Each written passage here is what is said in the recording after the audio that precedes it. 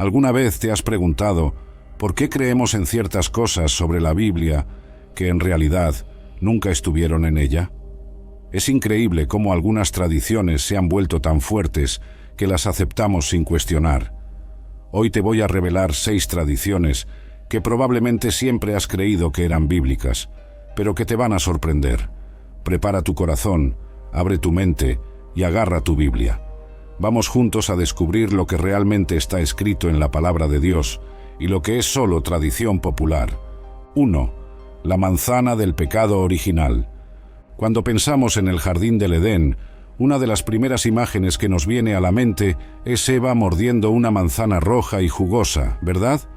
Esta escena ha sido retratada en incontables pinturas, películas y libros a lo largo de los siglos.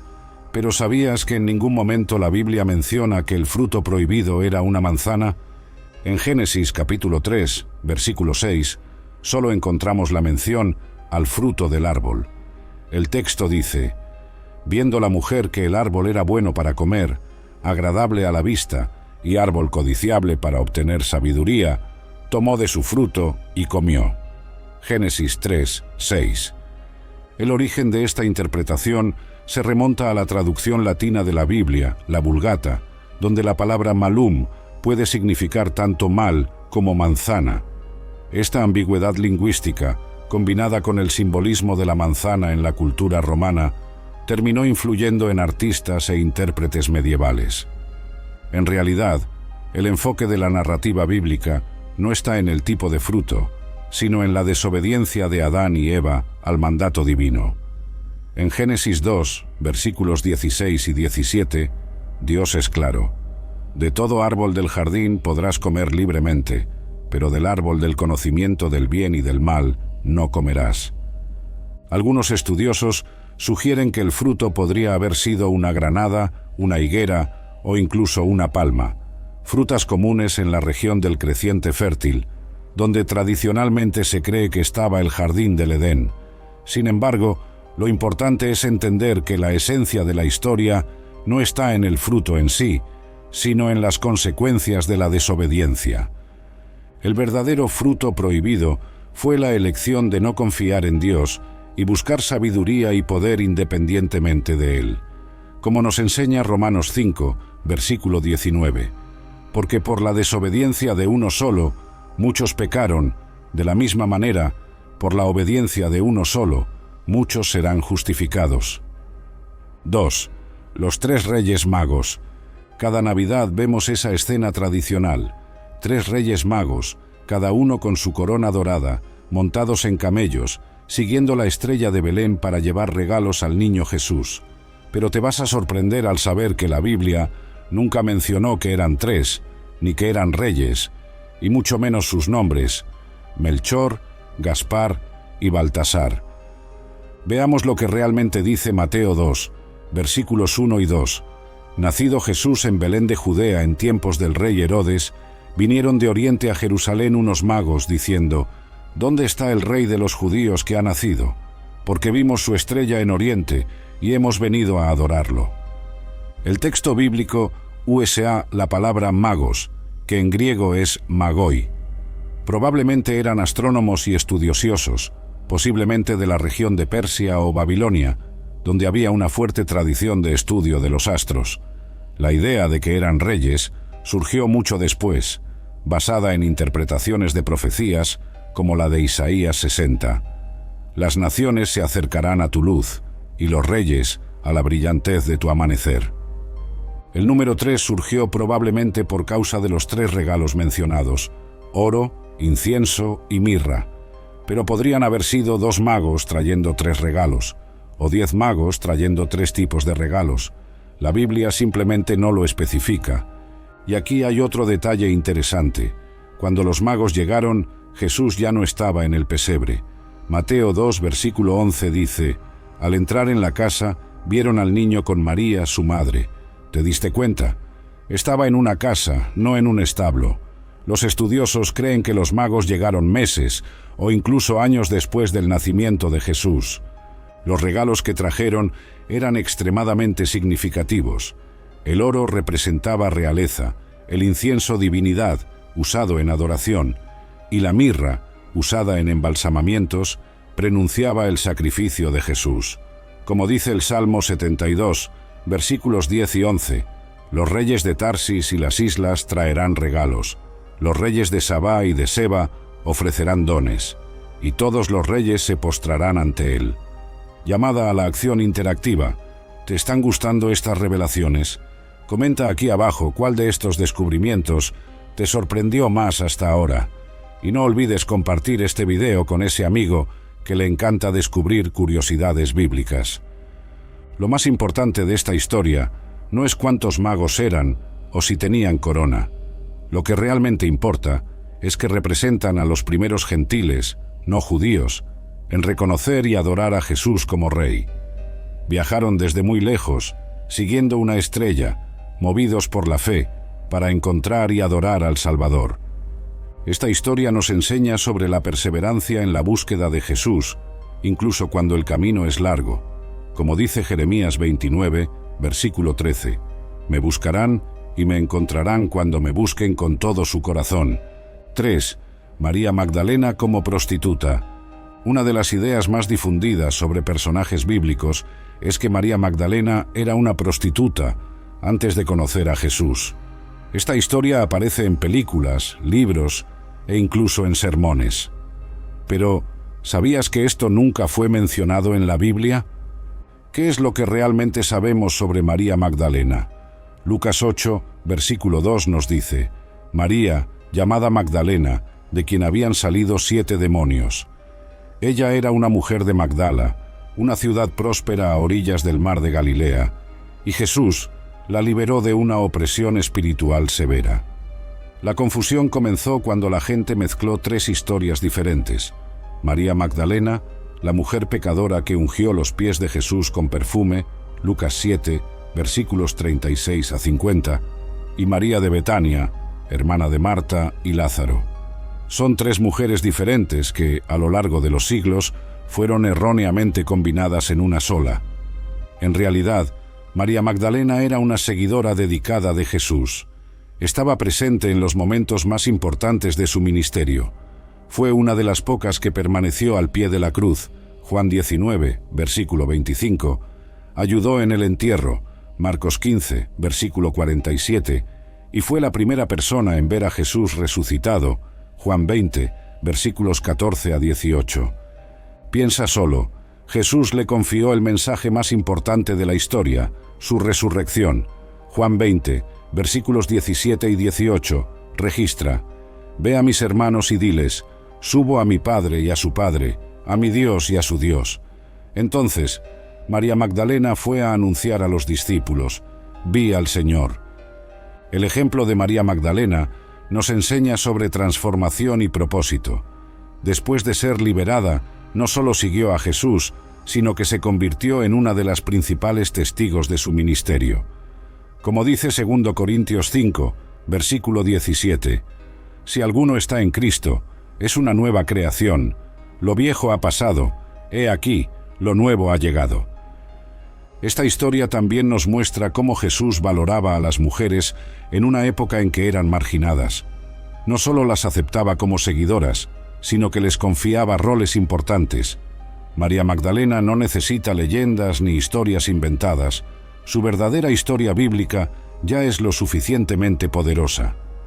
La transformación de María Magdalena no fue de prostituta a seguidora, sino de una persona espiritualmente oprimida a una líder espiritual. Como dice Gálatas 5, versículo 1.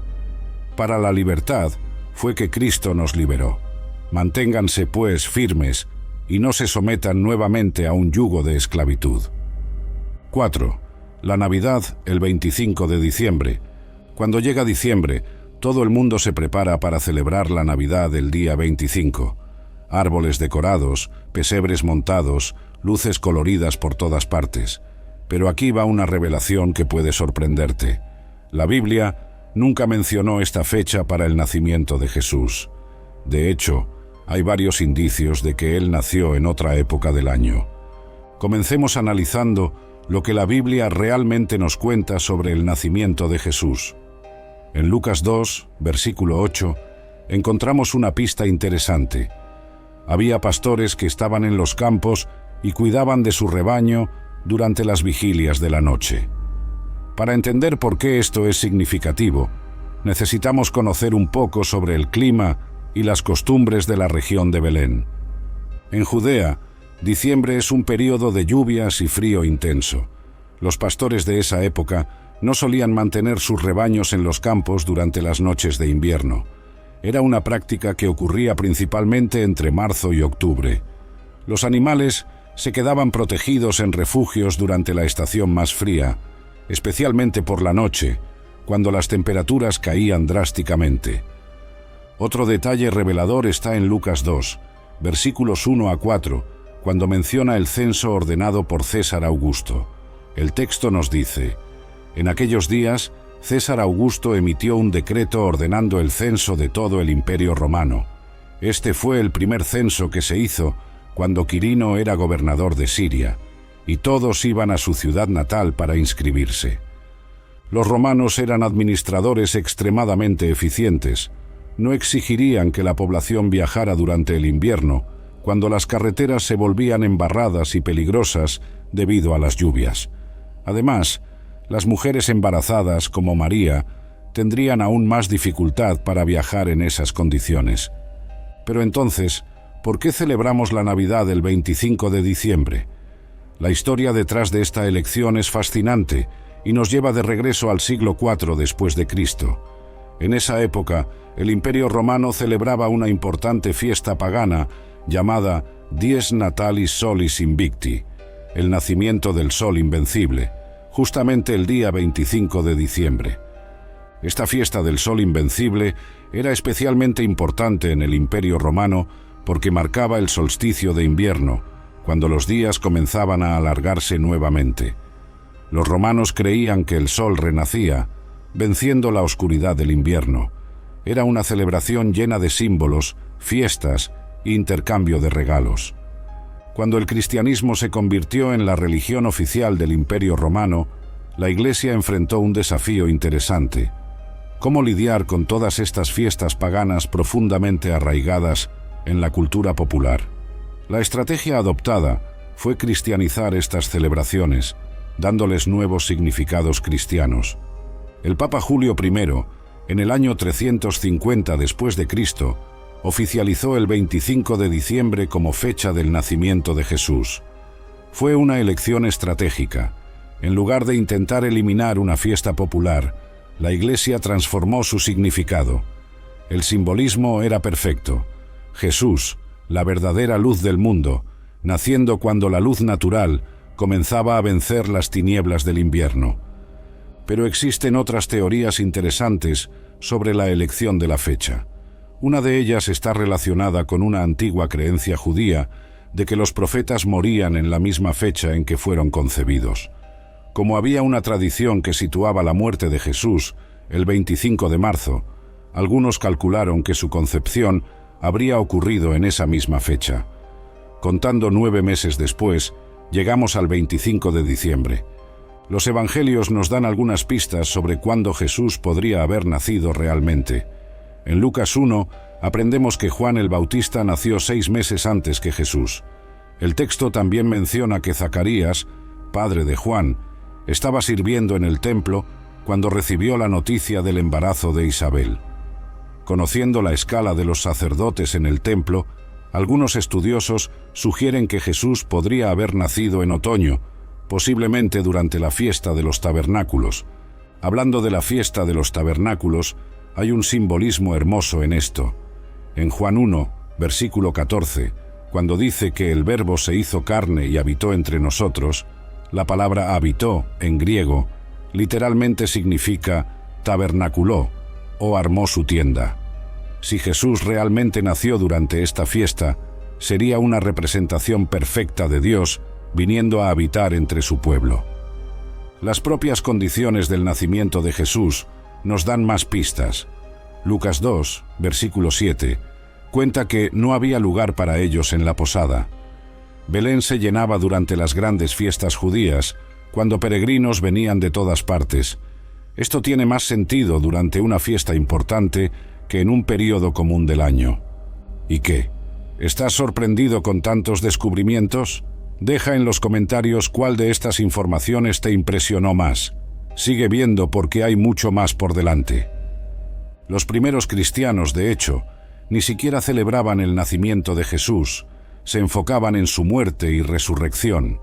La celebración de la Navidad como la conocemos hoy fue desarrollándose a lo largo de los siglos, incorporando diferentes tradiciones culturales. Es interesante notar cómo diferentes culturas cristianas celebran la Navidad en fechas diferentes. La Iglesia Ortodoxa, por ejemplo, celebra el 6 de enero, fecha conocida en Occidente como el Día de Reyes. Algunas iglesias armenias celebran el 18 de enero. Lo más fascinante es cómo Dios usó incluso una fecha originalmente pagana para difundir el mensaje del Evangelio. Como dice Romanos 8, versículo 28, todas las cosas cooperan para bien de aquellos que aman a Dios. La fecha elegida por la Iglesia primitiva sirvió para ayudar a las personas a entender mejor quién es Jesús, la verdadera luz del mundo. 5. La apariencia física de Jesús. ¿Has notado cómo Jesús siempre es retratado de la misma manera en el arte?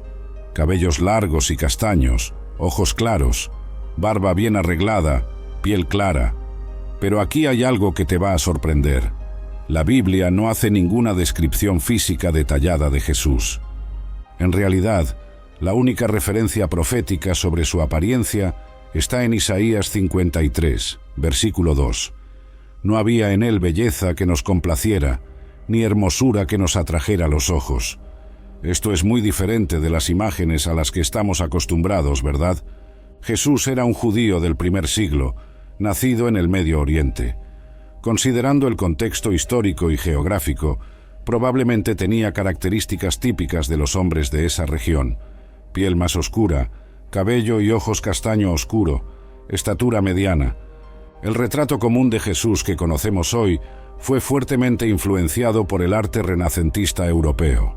Artistas como Leonardo da Vinci y Miguel Ángel retrataban a Jesús parecido a las personas de su propia cultura, europeos de piel clara. Un descubrimiento arqueológico interesante proviene de una antigua sinagoga en Dura Europos, en Siria, fechada en el siglo III.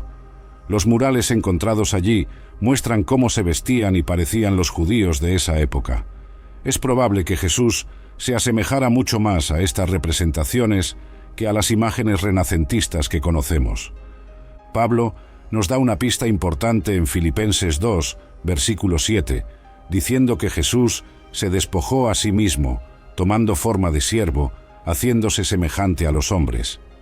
Él eligió ser común en su apariencia, identificándose completamente con aquellos a quienes vino a salvar. En la cultura de Jesús, los hombres generalmente llevaban el cabello corto. Pablo incluso menciona en 1 Corintios 11, versículo 14, que no enseña la propia naturaleza que es deshonroso para el hombre tener el cabello largo. Esto sugiere que Jesús probablemente no tenía el cabello largo como solemos ver en las pinturas. Como carpintero, en griego tecton, que también puede significar constructor o artesano, Jesús probablemente tenía un cuerpo fuerte por el trabajo físico. Logró sobrevivir a una terrible flagelación antes de la crucifixión, lo que sugiere una constitución física resistente. Lo más fascinante es que la falta de descripción física de Jesús nos ayuda a entender que su mensaje y su sacrificio son universales. Como dice Gálatas 3, versículo 28, no hay judío ni griego, esclavo ni libre, hombre ni mujer, porque todos ustedes son uno en Cristo Jesús. En tiempos modernos, científicos forenses han intentado reconstruir cómo sería la apariencia de un hombre judío típico del primer siglo en Judea. El resultado es muy diferente de las imágenes tradicionales. Un hombre de estatura mediana, alrededor de 1,70 m, piel morena quemada por el sol, cabello oscuro y corto, barba común según los estándares judíos de la época. 6. Ángeles con alas y auréolas. Cuando pensamos en ángeles, inmediatamente imaginamos seres hermosos, con grandes alas blancas y auréolas doradas brillando sobre sus cabezas, Esta imagen está en todas partes: pinturas, películas, decoraciones navideñas, pero te vas a sorprender al descubrir que la Biblia retrata a los ángeles de una manera muy diferente. En la mayoría de las apariciones bíblicas, los ángeles se presentan como hombres comunes. En Génesis 18, cuando 3 ángeles visitan a Abraham, parecen tan normales que él inicialmente los trata como simples viajeros. En Hebreos 13, versículo 2, se nos recuerda: no olviden la hospitalidad, porque por ella algunos, sin saberlo, hospedaron ángeles. Los únicos seres angelicales descritos con alas en la Biblia son los querubines y los serafines. En Isaías 6, versículo 2, los serafines son descritos con 6 alas. Con 2 cubrían sus rostros, con 2 cubrían sus pies, y con 2 volaban. Ya los querubines aparecen en el tabernáculo y en el templo con 2 alas, pero son muy diferentes de los angelitos adorables que solemos ver. ¿Y las aureolas? Ni una sola mención en la Biblia. Este símbolo vino del arte grecorromano, donde se usaban círculos de luz para representar divinidad o poder sobrenatural. En realidad, cuando los ángeles aparecen en la Biblia, la reacción de las personas es frecuentemente de miedo. En Lucas 2, versículo 9, cuando el ángel aparece a los pastores, el texto dice: «Y tuvieron gran temor». Por eso, casi siempre lo primero que dicen los ángeles es: «No teman». Existe una jerarquía angelical mencionada en la Biblia. Tenemos arcángeles como Miguel, mencionado en Judas 1, versículo 9.